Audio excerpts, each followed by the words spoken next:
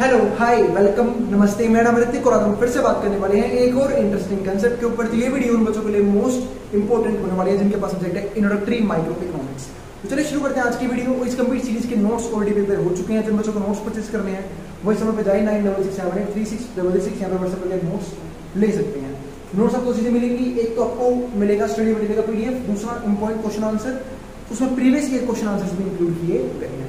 अब आते हैं यहाँ पे, तो लेसन नंबर 5 है वो जो हमारा चल रहा था elasticity of demand and supply, और इसके ऊपर ऑलरेडी काफी सारी वीडियोस बन चुकी हैं और उम्मीद है आप लोगों ने सारी वीडियोस देखी होंगी ताकि आपको इस कंटेंट में कोई भी दिक्कत ना बचे। हमेशा प्रीवियस वीडियो चैप्टर की देख के आया करो, और मैं तो कहता हूँ पूरी सीरीज को जो है टॉपिक वाइज देखा करो, वीडियो वाइज ही देखा करो। यूँ नहीं पहली वीडियो देख ली फिर 10 वीडियो देख ली, बीच का सारा गायब, तो ऐसा मत किया करो, है ना। अब यहाँ पे समझते हैं तो elasticity of supply and determinant. तो आज की वीडियो में से दो चीजें करनी है। एक तो हम समझेंगे इलास्टिसिटी ऑफ सप्लाई होती क्या है और इसकी डिटरमिनेंट क्या होता है, और सेकंड वीडियो अपलोड हो चुका है, इसमें इसको वो देखना है। उसके लिए कुछ नहीं करना, आपको डिस्क्रिप्शन में जाना है, आपको लिंक दे रखा है वेबसाइट का और वहाँ पे आपको मिल जाएगा इस चैप्टर का कंप्लीट कंटेंट। अब यहाँ पे क्या है elasticity of supply and it's determinant. अब इसमें क्या कुछ समझते हैं, तो हम बात करें सप्लाई की, तो आपको सबसे पहले क्या होना चाहिए, लॉ ऑफ सप्लाई। आप लोगों को याद होगा लॉ ऑफ सप्लाई क्या होता है कि प्राइस का क्वांटिटी से क्या रिलेशन है, सप्लाई से क्या रिलेशन है। तो अगर प्राइस बढ़ेगा तो कोई प्रोड्यूसर क्या सोचता है मैं सप्लाई बढ़ा दूंगा। क्यों बढ़ा दूंगा सप्लाई, क्योंकि जब प्राइस बढ़ेगा तो सिंपल सी बात है प्रॉफिट मार्जिन भी बढ़ेगा, और जब प्रॉफिट मार्जिन बढ़ेगा तो प्रोड्यूसर क्या सोचता है कि मैं जितनी फालतू गुड्स को बेचूंगा इस बढ़े हुए प्राइस पे उतना ही फालतू प्रॉफिट मिलने वाला है। और जैसे प्राइस कम होती है सप्लाई भी क्या होती है हमारी कम हो जाती है, क्योंकि फिर प्रोड्यूसर इसको उल्टा सोचता है कि अगर प्राइस कम हो गया भाई तो प्रॉफिट भी कम मिलेगा, तो मैं चीजों को स्टॉक कर लेता हूँ और वेट करता हूँ प्राइस के बढ़ने का, तो तब वो सप्लाई करेगा। तो ये था हमारा लॉ ऑफ सप्लाई। यानी कि मैं कह सकता हूँ कि सप्लाई के अंदर प्राइस और क्वांटिटी में पॉजिटिव रिलेशन देखने को मिलता है in case of law of supply. तो ये चीज ध्यान रखिए। अब आते हैं इलास्टिसिटी। तो इलास्टिसिटी का मतलब पता है क्या है कि प्राइस किस लेवल पे सप्लाई को बदल सकता है। हो सकता है भाई प्राइस में थोड़ा चेंज सप्लाई को बहुत तेजी से बढ़ा दे, हो सकता है प्राइस थोड़ा सा कमी आ जाए सप्लाई बहुत तेजी से कम हो जाए, ठीक है। हो सकता है प्राइस में कोई बहुत बड़ा चेंज सप्लाई में चेंज ही ना कर पाए और प्राइस और कम हो जाए तब भी सप्लाई कम ना हो, वैसा भी हो सकता है। तो इन केसेस में क्या बोलते हैं यहाँ पे इलास्टिसिटी ऑफ सप्लाई बोलते हैं, यानी कि किस रेट से चेंज हो रहा है क्वांटिटी सप्लाई, उसको हम बोलते हैं इलास्टिसिटी। तो elasticity of supply measure how much will the increase in quantity supplied be due to change in price, यानी कि प्राइस में चेंज की वजह से क्वांटिटी सप्लाइड में किस लेवल का चेंज आ रहा है उसको हम क्या बोलते हैं यहाँ पे लॉ ऑफ सप्लाई बोलते हैं। दूसरा हमारा पॉइंट क्या है, it measures the percentage change in quantity supply divide by percentage change in price, जिसको हम डिस्कस करेंगे भी नेक्स्ट वीडियो में, जहाँ पे आपको मैं इलास्टिसिटी ऑफ सप्लाई का फॉर्मूला लिखूंगा और वहाँ पे कुछ हम लोग क्वेश्चंस भी डिस्कस करेंगे, न्यूमेरिकल क्वेश्चंस, तो तब डिस्कस करेंगे इस फॉर्मूले को। पर ये फॉर्मूला होता है क्या है, ये मेजर कैसे करते हैं, जब हम परसेंटेज चेंज इन क्वांटिटी को डिवाइड करते हैं किससे, परसेंटेज चेंज इन प्राइस से। जो मुझे प्रीवियस वीडियो देखिए उन्हें याद होगा कि अगर हम बात करूं ईडी की, यानी कि इलास्टिसिटी ऑफ डिमांड के वहां पे क्या था, परसेंटेज चेंज इन क्वांटिटी और divide by percentage change in price. मतलब जहां पे सप्लाई नहीं था क्वांटिटी डिमांडेड था और उसको हम किसे चेंज करते थे, परसेंटेज चेंज इन प्राइस से। मतलब डिनोमिनेटर तो फिक्स रहेगा परसेंटेज चेंज इन प्राइस, लेकिन अगर हम बात करें इलास्टिसिटी ऑफ डिमांड के इसमें वहां पे क्या था, percentage change in quantity demanded, लेकिन यहाँ पे क्या है percentage change in quantity supply. ये किसकी बात कर रहे हैं यहाँ पे, इलास्टिसिटी ऑफ सप्लाई। इसके अलावा जो इम्पोर्टेंट पॉइंट है वो क्या है, अगर if there is substantial change in quantity supply, अगर मान लो क्वांटिटी सप्लाई में कोई बहुत बड़ा चेंज आया है due to change in price, इसका मतलब क्या है कि इसको क्या बोलते हैं इलास्टिक, कि हमारा जो सप्लाई है क्या है इलास्टिक है, क्योंकि प्राइस में थोड़े से चेंज ने सप्लाई को बहुत बड़े तरीके से हिला कर रख दिया, चेंज कर दिया, है ना, उसको क्या बोलेंगे, ठीक है, कि वो जो हमारा सप्लाई कर रहा है इलास्टिक है। दूसरा हमारा पॉइंट क्या है यहाँ पे, if there is only slight change in quantity, अगर क्वांटिटी में बिल्कुल कम चेंज आ रहा है क्वांटिटी सप्लाई पे due to change in price की वजह से, it is known as inelastic supply. इसको क्या बोलते हैं, इनइलास्टिक सप्लाई बोलते हैं। तो ये हमारे कुछ मेजर पॉइंट्स थे किसके ऊपर, इलास्टिसिटी सप्लाई के ऊपर। अब आता है मेन कंटेंट, वो क्या है कि ऐसे कौन से डिटरमिनेंट्स हैं जो सप्लाई को अफेक्ट कर सकते हैं, यानी कि जो इलास्टिसिटी सप्लाई को अफेक्ट कर सकते हैं। तो पहला हमारा टाइम फैक्टर। अब टाइम फैक्टर का मतलब क्या है पहले वो समझते हैं। तो अगर मैं टाइम फैक्टर की यहाँ पे बात करूँ तो टाइम फैक्टर मतलब दो ही होती है, तो लॉन्ग टर्म या शॉर्ट टर्म। एक सिंपल सी बात है, एक प्रोड्यूसर को प्रोडक्शन करने के लिए अपने रिसोर्सेज को इकट्ठा करना पड़ता है। आप सबको पता है कि हमारे पास 4 तरह के फैक्टर प्रोडक्शन होते हैं। कौन कौन से होते हैं आपको ना, लैंड, लेबर, कैपिटल, एंटरप्रेन्योरशिप, है ना। ये चार चीजें मिलके हेल्प करती है किसी चीज में प्रोडक्शन करने में हेल्प करती है। तो इन चारों चीजों को इकट्ठा करने में टाइम लगता है। तो सिंपल सी बात है, अगर प्रोड्यूसर के पास टाइम कम है तो वो सप्लाई को जल्दी चेंज नहीं कर पाएगा। तो चलिए इसे क्या बोलते हैं, इनइलास्टिक। कम टाइम में जो है सप्लाई कैसे होती है, इनइलास्टिक होती है। तो देखो टाइम अगर शॉर्ट है तो क्या हो जाएगा, इनइलास्टिक, यानी कि प्राइस की वजह से ज्यादा फर्क नहीं पड़ रहा।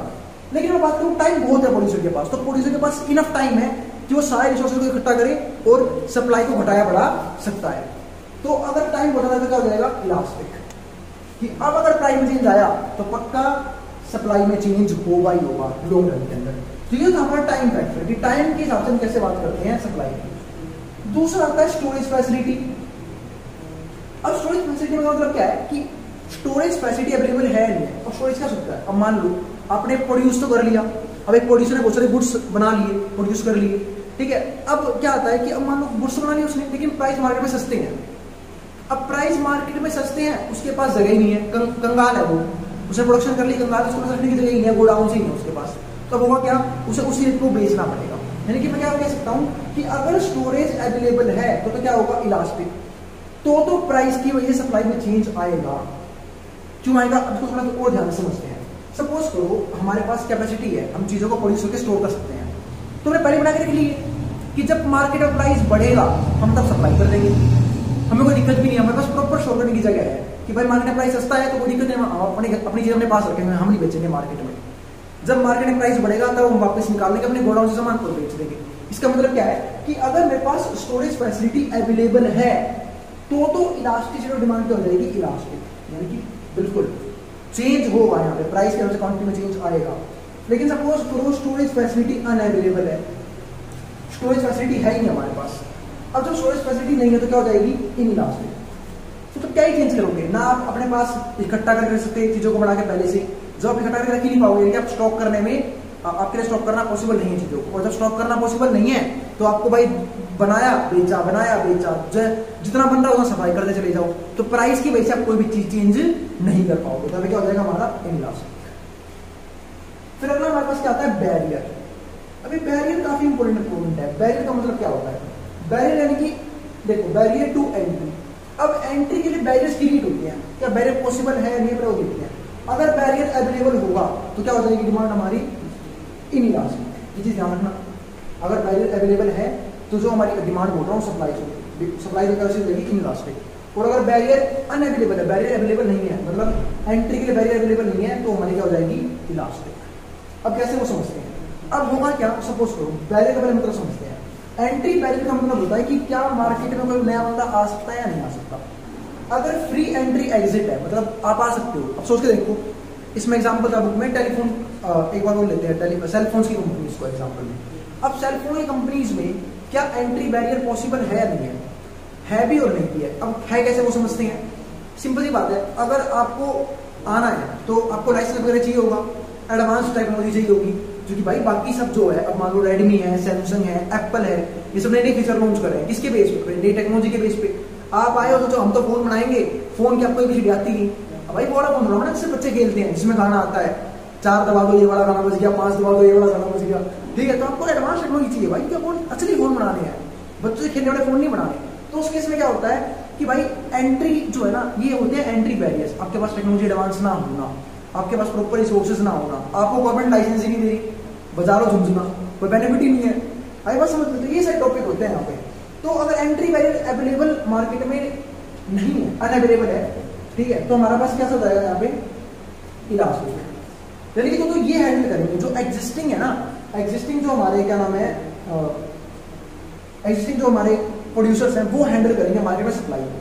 तो अपने हिसाब से प्राइस चेंज करेंगे, और प्राइस के अंदर चेंज, अगर प्राइस बढ़ेगा तो सप्लाई बढ़ा देंगे, तो प्राइस कम होगा सप्लाई कम कर देंगे, इस तरीके से यूज करेंगे।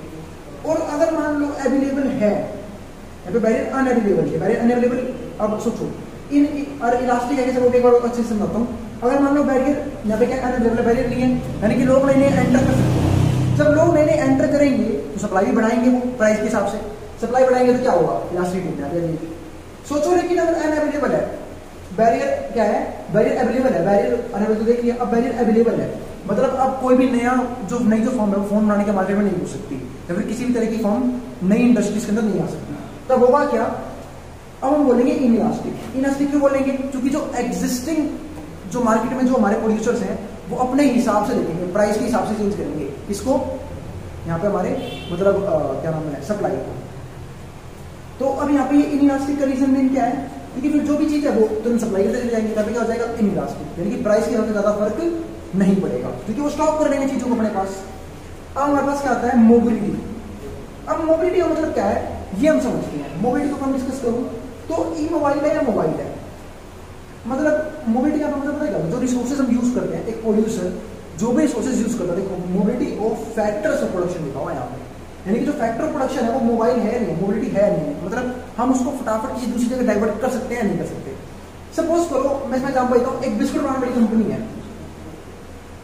बेचारी बिस्कुट बनाती है, उसने देखा भाई नया साल आ रहा है, वैलेंटाइन डे आ रहा है, क्रिसमस आ रहा है, केक की डिमांड बढ़ गई है, केक की डिमांड बढ़ गई, इसने सोचा कि बिस्कुट क्यों बनाऊं, अब इतना खास दिन आया है, हम केक बनाएंगे लोगों के लिए, केक की ज्यादा बिक्री होगी, तो उन्होंने केक बनाने में डाइवर्ट करने की कोशिश करी। सपोज करो अगर उसके जितने भी रिसोर्सेज है वो केक बनाने के कैपेबल है, तो केक बना पाएंगे, तो सप्लाई को चेंज कर पा रहे हैं, तो अभी क्या होगा, अगर मोबिलिटी यहाँ पे मोबाइल है तो क्या हो जाएगा इलास्टिक, प्राइस आया, केक की डिमांड बढ़ी, ठीक है, प्राइस बढ़ी केक की, और उसने देखा केक में ज्यादा प्रॉफिट है, तो उसने अपने रिसोर्सेज को मोबाइल कर दिया, मतलब उसका काम मिला रहा है कि केक बनाओ भाई, वैलेंटाइन डे आ रहा है, ज्यादा बेचेंगे, ठीक है, तो भाई यहाँ पे हमारा क्या हो जाएगा इलास्टिक। और अगर मान लो मोबिलिटी जो है, ठीक है, पर भाई मजाक का था, पर इन सारी चीजों में मैं नहीं मानता, फिर वैलेंटाइन डे कुछ नहीं होता, ठीक है भाई, चीजें तो उस दिन तो भाई है तो हमारा ब्लैक डे भी, ठीक है, तो कई लोगों को तो याद भी नहीं होगा, ठीक है, लेकिन लोगों को सिर्फ अपने काम की चीज याद रहती है, बाकी चीजें लोग गुजरते हैं, इतने सही उस दिन मारे गए थे, ठीक है, तो उससे मजाक के पॉइंट से समझाया था मैंने, ठीक है, तो उस चीज का भी ध्यान रखा करेंगे, फालतू चीजें होती हैं, पढ़ाई लिखाई पर ध्यान दे लो, ठीक है। अब यहाँ सुनो अगला पॉइंट, तो अगर मैं मोबिलिटी की बात करूँ तो अगली चीज क्या है, ई मोबाइल। अब अगर मान लो आपने सोचा कि भाई केक बना लूं, पर मजदूर कह रहे अपनी बनाते भाई केक वेक, हम तो बनाएंगे बिस्कुट बनाना आता है, अब कर लो भाई चेंज, अब वो क्या हो रहा है, डाइवर्ट हो ही नहीं पा रहे, और डाइवर्ट नहीं हो पाएंगे तो प्राइस की वजह से सप्लाई में कोई भी चेंज नहीं आएगा, यानी क्या हो जाएंगे इलास्टिक हो जाएंगे। तो ये था हमारा आज का कंप्लीट वीडियो, जहां पर हमने डिस्कस किया एक तो determinants of elasticity of supply, और डिस्कस किया हमने इलास्टिसिटी ऑफ सप्लाई उनकी क्या है। तो उम्मीद आपको वीडियो जरूर पसंद आई होगी, और वीडियो पसंद आई हो तो वीडियो लाइक करना मत जाना, और चैनल को सब्सक्राइब कर देना ऐसी वीडियोस के लिए। मिलेंगे नेक्स्ट वीडियो में, ठीक है, अगले वीडियो में डिस्कस करेंगे न्यूमेरिकल्स, वो देखना बिल्कुल मत भूलना, इलास्टिसिटी ऑफ सप्लाई के न्यूमेरिकल्स को डिस्कस करेंगे नेक्स्ट वीडियो के अंदर इस सीरीज के। अब जिसको ऐसे जो उतार सकता है मैटर बोल के सामने, अब उसको जो उतारना उतार ले।